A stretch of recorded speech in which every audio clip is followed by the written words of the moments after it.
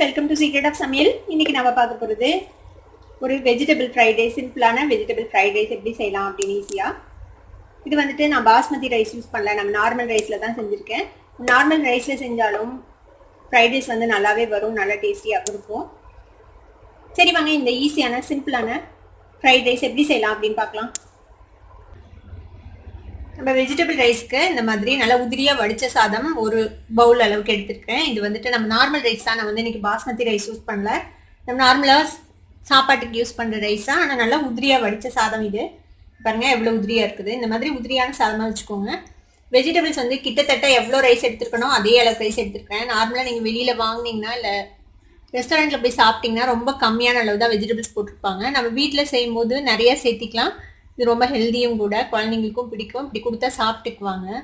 இதில் என்னென்ன இருக்குதுன்னா, இதில் வந்துட்டு வெங்காயம் இருக்குது, பீன்ஸ் இருக்குது. பீன்ஸ் வந்துட்டு இந்த மாதிரி டயக்னலாக இந்த மாதிரி வெட்டிக்கோங்க, இப்படி நீளமாக. குடமிளகா இருக்குது, கேரட்ஸ் கொஞ்சம் இருக்குது, இந்த மாதிரி ஜூலியன்ஸாக கேரட்ஸ் வெட்டிக்கோங்க. அப்புறம் முட்டைக்கோஸ் இருக்குது. எல்லாத்தையும் இந்த மாதிரி வெட்டி வச்சுக்கோங்க. நான் வந்து ஈக்குவல் குவான்டிட்டி ஆஃப் வெஜிடபிள்ஸ் எடுத்துருக்கேன். ரைஸ் எவ்வளோ எடுத்துருக்கணும் அதே அளவுக்கு காய்கறி.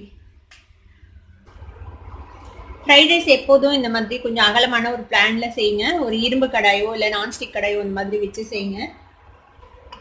எண்ணெய் வந்துட்டு நான் ஒரு 2 டீஸ்பூன் அளவுக்கு எண்ணெய் விட்டுருக்கேன். நல்லா சூடாகட்டும். இப்போ எண்ணெய் நல்லா சூடாயிடுச்சு. இப்போ இதில் நம்ம வெட்டி வச்சுருக்கேன் இந்த காய்கறி எல்லாத்தையும் சேர்த்திடலாம். இதில் வெங்காயத்தை தனியாக போடலை, முன்னாடியே எல்லா வெஜிடபிள்ஸும் சேர்த்து தான் போட்டிருக்கேன். எல்லாமே லைட்டாக வதங்கினா போதும், உங்களுக்கு அந்த க்ரன்ச்சோடே இருக்கணும், அப்போ தான் நல்லாயிருக்கும் ஃப்ரைட் ரைஸ்க்கு. இதில் ஒரு 1/4 டீஸ்பூன் அளவுக்கு வினிகர் விட்டுக்கோங்க. 1/4 டீஸ்பூனுக்கும் கொஞ்சம் கம்மியாக சோயா சாஸ் விட்டுக்கோங்க. இது வந்து டார்க் சோயா சாஸ், அதனால் நம்ம கம்மியாக தான் விடுறேன்.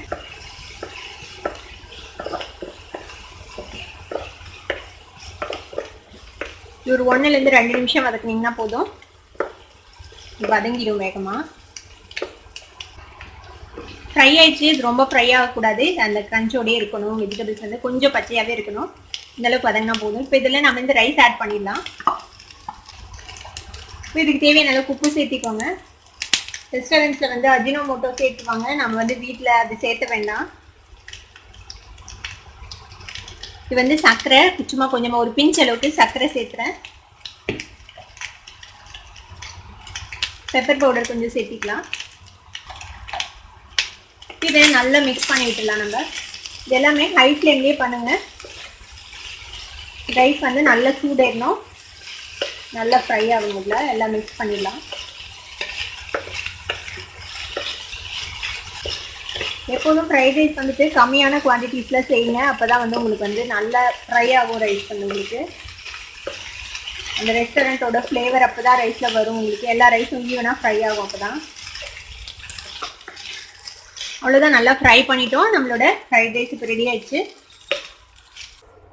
இந்த ஃப்ரைட் ரைஸை நீங்களும் ட்ரை பண்ணி பார்த்துட்டு எப்படி இருந்தது அப்படின்னு எனக்கு கமெண்ட்ஸ் ஃபீட்பேக் கொடுங்க. இந்த வீடியோ உங்களுக்கு பிடிச்சிருந்ததுன்னா சப்ஸ்கிரைப் பண்ணுங்க, பக்கத்தில் இருக்கிற பெல் ஐக்கானை கிளிக் பண்ணுங்க. அப்போ தான் என்னோட நோட்டிஃபிகேஷன்ஸ் உடனே உங்களுக்கு வந்து சேரும். லைக் பண்ணுங்க, ஷேர் பண்ணுங்க. தேங்க்யூ ஃபார் வாட்சிங் this video viewers. Bye bye.